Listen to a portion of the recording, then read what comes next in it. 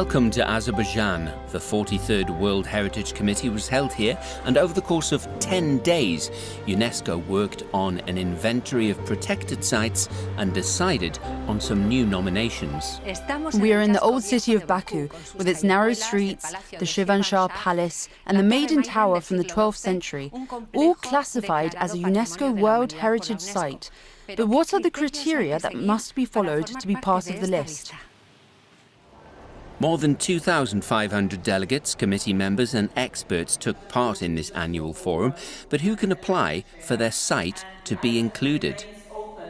The World Heritage Convention is a legal instrument which is signed by 193 countries. So it's only a state party to the convention which can present a nomination.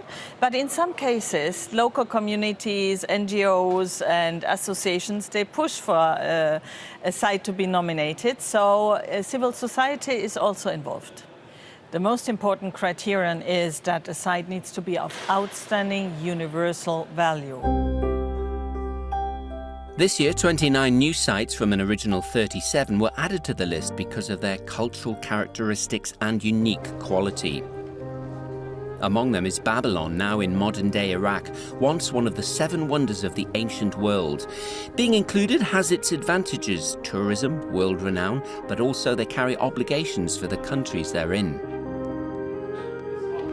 We have to follow all the recommendations of the international community to improve the situation, to make it more protective, and to ensure that the government, the state itself, the state party, whatever country it's representing, are doing their best to protect the heritage which they want to be inscribed.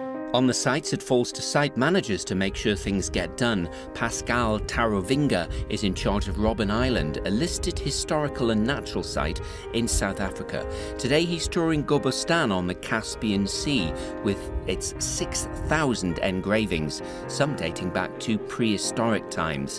One of Pascal's challenges is to protect Robben Island from climate change. Being an island, we also affected by the impact of climate change.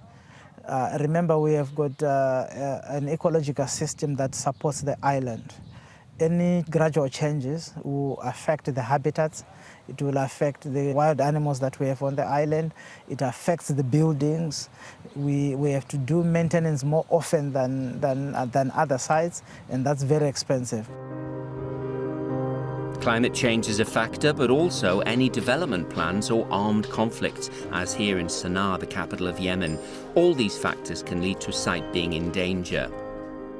This year, the UNESCO committee identified 53 sites in danger. Being on the list may seem daunting, but it works well according to UNESCO. The danger list was included in the World Heritage Convention as a tool to help those countries to obtain more international funding, more awareness about the threats to the site.